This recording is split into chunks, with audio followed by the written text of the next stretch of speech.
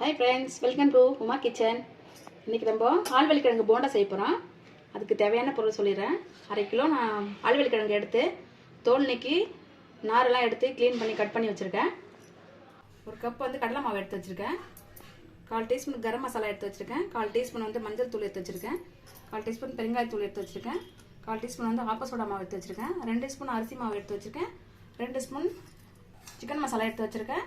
தேவையான உப்பு சேர்த்துக்கலாம். 2 வெங்காயம் கட் பண்ணி வச்சுக்கிறேன். கொஞ்சம் கருவேப்பிலை கொத்தமல்லி புதினா கட் பண்ணி வச்சுருக்கேன். 2 ஸ்பூன் வந்து இஞ்சி பூண்டு விழுது எடுத்து வச்சுருக்கேன். பொரிக்கிறதுக்கு கொஞ்சம் எண்ணெய் எடுத்து வச்சுக்கலாம். தேவையான அளவு எண்ணெய் சேர்த்துக்கலாம். இப்போ முதல்ல ஆழ்வெள்ளி கிழங்கை வந்து வேக வச்சுட்டு எப்படி செய்யுதுன்னு பார்க்கலாம். ஸ்டவ்வில் ஒரு பாத்திரம் வச்சுட்டு நம்ம கிழங்கு எடுத்து அதில் சேர்த்துக்கிறேன். ஒரு சம் தண்ணி ஊற்றி வச்சுருக்கேன்.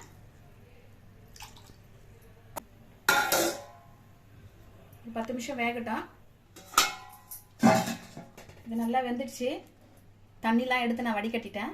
இப்போ எடுத்து ஒரு தட்டில் மாற்றிக்கலாம்.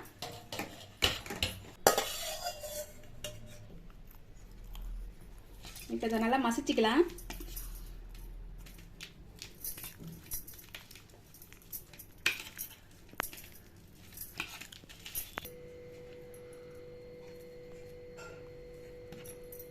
இப்போ நல்லா கழுங்கை வந்து நல்லா மசிச்சாச்சு. இப்போ வெங்காயம் கொத்தமல்லி கருவேப்பிலாம் சேர்த்துக்கலாம். வெங்காயம் சேர்த்துட்டேன். சிக்கன் மசாலாவை சேர்த்துக்கிறேன் 2 ஸ்பூன்.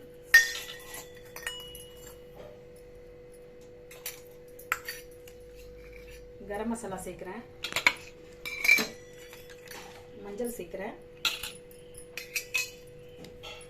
தேவையான அளவு உப்பு சேர்த்துக்கலாம்.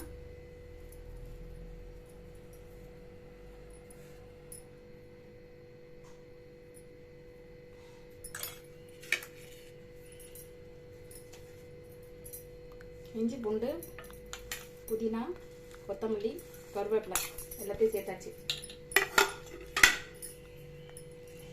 இப்போ நல்லா பிசைஞ்சிக்கலாம்.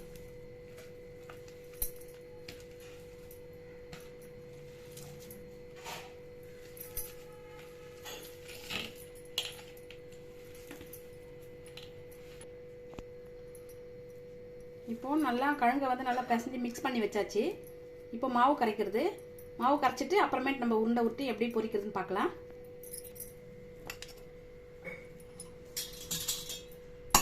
கடலை மாவு சேர்த்துக்கிறேன். கொஞ்சமாக சிக்கன் மசாலா சேர்க்கிறேன்.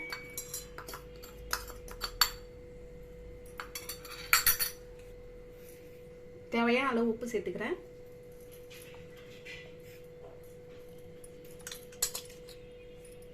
அரிசி மாவு சேர்க்கிறேன். பெருங்காயம் சேர்த்துறேன். ஆப்ப சோடா மாவு சேர்க்கிறேன்.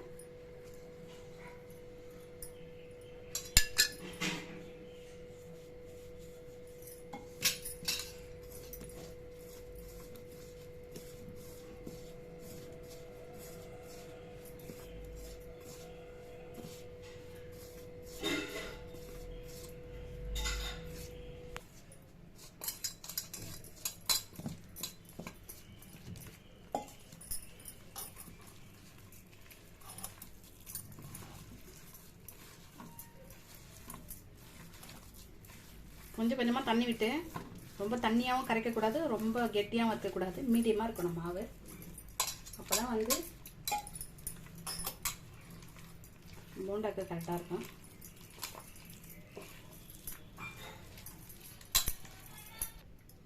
மாவு கரைச்சி எடுத்தாச்சு. இந்த பதத்துக்கு வர மாதிரி கரைச்சிக்கணும். இப்போ எப்படி பொரிக்குதுன்னு பார்க்கலாம்.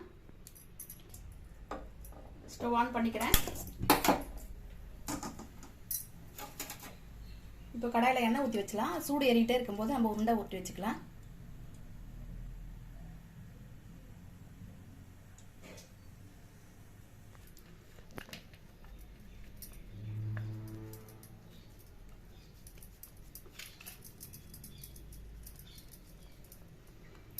இப்போ இந்த மாதிரி உருண்டையாக நம்ம உருட்டி வச்சுக்கலாம். ரெடியாக உருட்டி எடுத்து வச்சுக்கிட்டு அப்படியே நம்ம மாவில் எடுத்து போட்டு டிப் பண்ணி போட்டுக்கலாம்.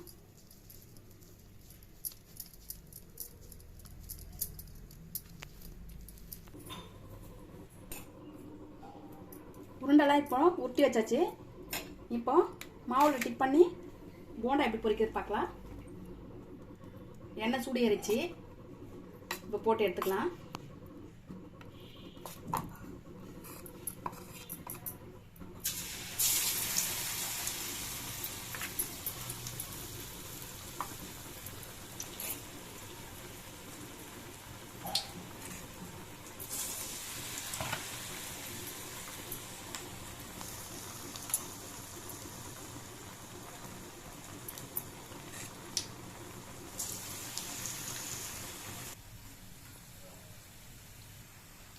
போண்டா போட்ட உடனே வேகும் போது நல்லா இப்படி நம்ம திருப்பி திருப்பி விட்டுக்கிட்டே இருந்தால் ஒரே மாதிரி வேகும், கலரும் ஒரே மாதிரி இருக்கும், சேஞ்ச் ஆகாமல்.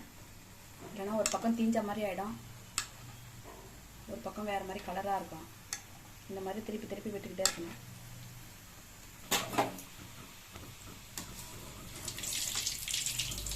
வெந்துடுச்சு நல்லா. இப்போ எடுத்துக்கலாம்.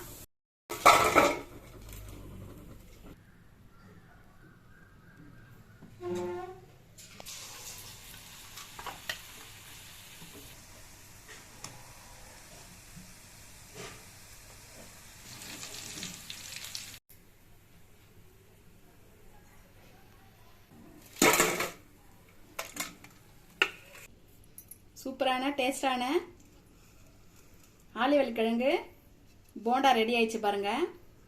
மொறு மொறுன்னு நல்லா டேஸ்டா இருக்கும். கண்டிப்பா ட்ரை பண்ணுங்க. மறக்காம சப்ஸ்கிரைப் பண்ணுங்க, லைக் போடுங்க, ஷேர் பண்ணுங்க.